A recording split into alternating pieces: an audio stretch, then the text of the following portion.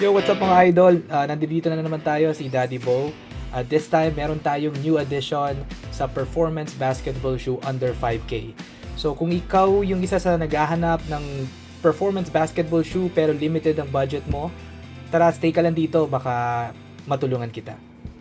Well, marami ako nakikitang mga players na nagsusot ng Precision 5, Precision 6 before. Pero hindi ako nakabili nito or nakakuha nito kasi hindi ko masyadong gusto yung design niya. However, nung nakita ko tong Precision 7, unang kita ko pa lang, lalo nakita ko yung bread na colorway niya. Nagandahan ako and napaka-simple nung itsura niya. Pwede mo siya actually panglakad, iterno sa pantalon mo at shorts mo. And double purpose siya, pwede mo rin siyang pang basketball. If kailangan mo sa mga liga, open league and or intercolor, pwede mong gamitin tong sapatos na to. And the good thing about this shoe is that despite na medyo, I think maganda siya, hindi siya ganun kamahal. Ang SRP niya is around 3,695 pesos. Pero recently nag-sale yung Sports Central, mga Sports Central, and it is now 10% off. So, nakuha ko lang to ng 3,300 pesos. Now, simulan natin sa traction. I don't know if nakikita nyo. So, wala naman masyadong bago. Kung makikita nyo, meron siyang red dito. Herringbone pattern yung ginamit niya. And may malaking check dito sa gitna. And ganun din yung pattern niya. So,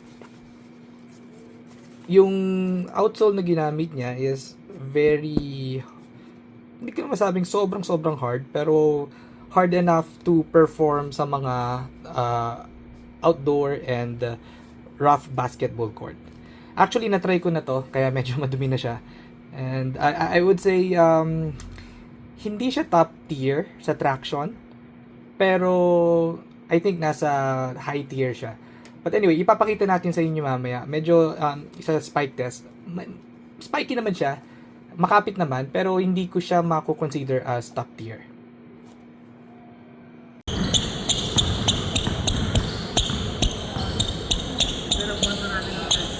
Now, sa responsiveness, ang medyo hindi ko gusto rito sa sapatos na to is sobrang flat siya dito sa part na to. Nagkaroon siya ng konting curve dito sa may bandang toe, pero para sa akin mas maganda sana kung yung dito medyo mas round pa like yung Precision 6. And sa likod wala naman akong problema, okay naman siya. And yung transition, heel to toe transition naman niya is okay naman, maganda naman. And nagamit ko to actually, nag-enjoy naman ako. I would say yung responsiveness niya is similar doon sa, I don't know kung naabutan nyo pa yung hyper dunk low. So parang ganun yung ano niya, parang ganun yung responsiveness niya para sa akin. Teka lang, hindi mo lang magtatapo.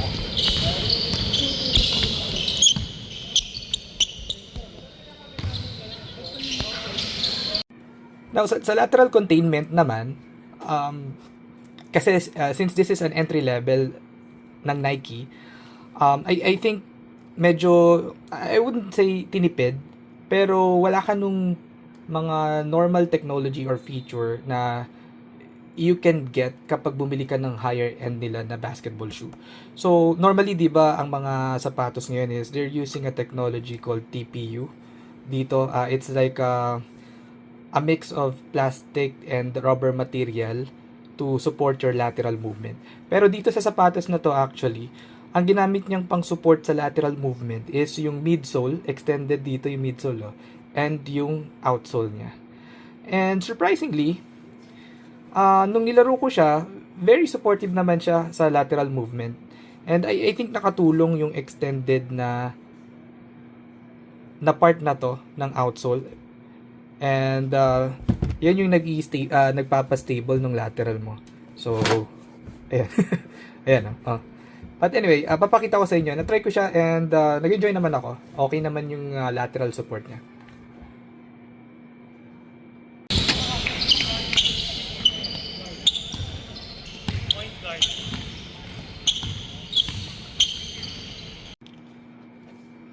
Well, sa cushioning, setup, and ankle support naman, um, not bad for an entry level shoe ng Nike. Nasabi ko yan kasi kung mapapansin nyo, premium pa rin naman yung material na ginamit dito. Although, kung makikita nyo yung cushioning setup niya around ankle area, medyo manipis. I think sinadya nila yon na i-reduce yung foam na ginamit dito para mabawasan din yung weight. And I think in that aspect, nag-succeed naman si Nike. Sobrang gaang ng sapatos na to compare sa iba nilang shoes. And sa cushioning setup, very minimal yung cushioning setup niya. Again, reduced yung foam na ginamit dito. And it actually helps na maging lightweight yung sapatos. And since low top ito, yung low collar niya provides mobility and support dun sa ankle area. So, if ikaw if comfortable ka maglaro sa low top or low cut na basketball shoe, I think mag-enjoy ka dito. Pero if ikaw yung player na may mga injuries na sa ankle and gusto mo yung mid-cut for additional support sa ankle mo, I think you should consider buying a different shoe. Okay to sa mga wala pang masyadong injury and if the player prioritizes responsiveness and mobility, kasi makakagalaw-galaw yung ankle mo dito dahil low top lang nga siya. Okay? Well, when it comes to comfortability, again, since entry level siya, yung upper material na ginamit dito is common mesh type material ng Nike. Nakikita nyo to, I don't know kung napapansin nyo. Nakikita nyo to normally sa mga, basketball shoes nila, yung ganitong material. I think I have 2-3 shoes na ganitong ginamit na material ng Nike. Pero breathable naman yan and trusted ko na yan. Yung ganitong material, medyo durable siya. Maganda siya actually. And kung mapapansin nyo, yung sa likod, leather, parang synthetic leather to. And may butas-butas. So, it adds breathability dito sa sapatos na to. Ang napansin ko lang, yung ditong part na to, medyo I don't know, parang hindi masyadong breathable sa part na to ng sapatos. Parang medyo heavy yung materials na ginamit dito and makapal. But anyway, overall, comfortable naman siya. And breathable. Now, tingnan naman natin yung impact protection ng sapatos na to. If there's one thing na maganda dito sa sapatos na to, actually, na-notice ko lang nung ginamit ko siya, is yung foam niya dito is sculpted. Ibig sabihin, parang nakahulma siya dun sa paa nyo. Medyo nakaangat siya. I don't know kung nakikita nyo. Nakaangat siya dun sa gitna ng paa nyo. And napansin ko, yung midsole na ginamit dito, itong puti na to, is nakakontour siya sa paa mo. So, yung insole na ginamit nila dito ngayon is actually lapat na lapat sa paa mo. Na yun yung something na I think mag-enjoy kayo dito sa sapatos to. Hindi siya regular na flat yung midsole niya. So, meron talaga siyang shape dito. Ganda siya, nag-enjoy ako actually. So, sa midsole na ginamit dito, again, since this is an entry level ng Nike, wala siyang masyadong technology na nilagay dito. And ni-research ko siya actually. Normally, itong midsole na to, it feels like an air zoom technology ng Nike. Pero hindi eh. Malambot siya, pero hindi siya yung air zoom technology na normaling kasama ng mga premium na basketball shoe nila. Pero I think enough naman yung lambot nung midsole niya. Hindi nga lang kasing lambot ng mga ibang basketball shoe na meron ang Nike, especially yung mga premium nila na gumagamit ng zoom technology. And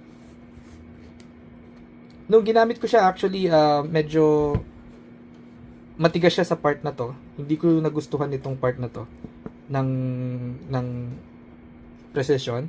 Pero I think mareremedyohan to if you have a personal insole. If you have Game Day Pro, I think mareremedyohan to. But hindi ko pa natatry to na gamitin with Game Day Pro na insole. I think I need to try. But without the customized insole or my personal insole, using the default or yung kasamang insole na binigay sa atin, I would say okay naman yung impact protection niya. Hindi nga lang ganun ka okay. For the entry level, for the price, okay yung impact protection niya, but not the best.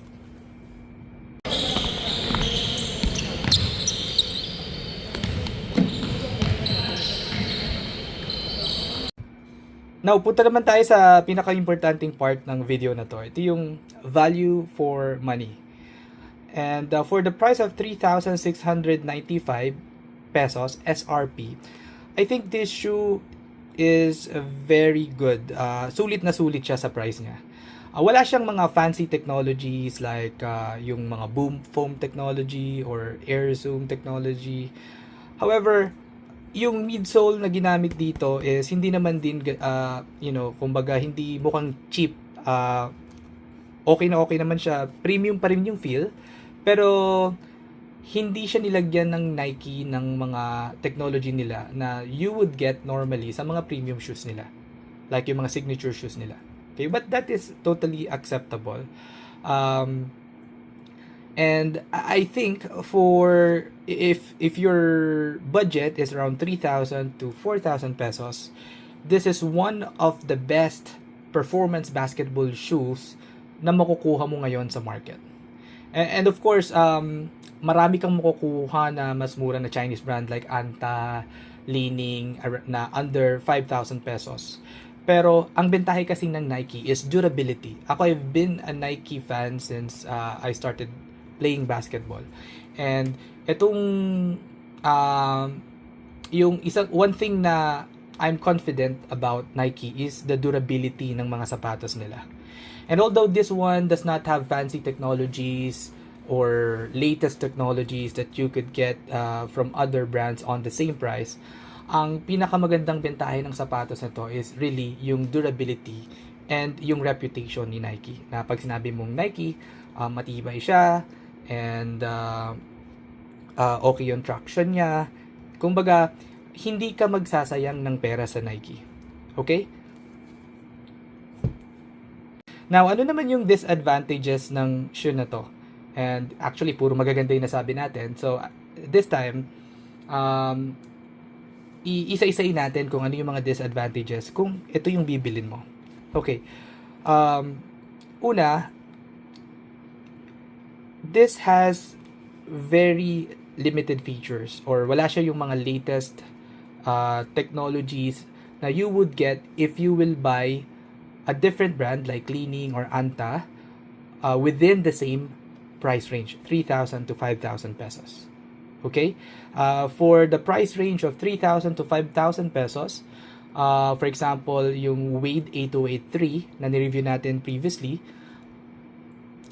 yung sapatos na yun is packed with a lot of latest technology from Li-Ning.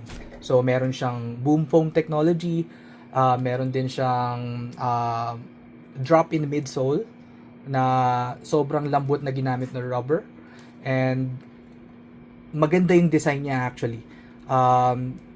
Hindi siya common yung design, and I think what I'm trying to say is that for the price range of 3,000 to 5,000 pesos, makakakuha ka ng mas latest na technology if you will consider a different brand like Anta or Li-Ning. Mga idol, kung nanonood ka pa rin sa part na to and tingin mo nakatulong to sa paghahanap mo ng basketball shoe, I would appreciate if you can subscribe, like, and comment down below.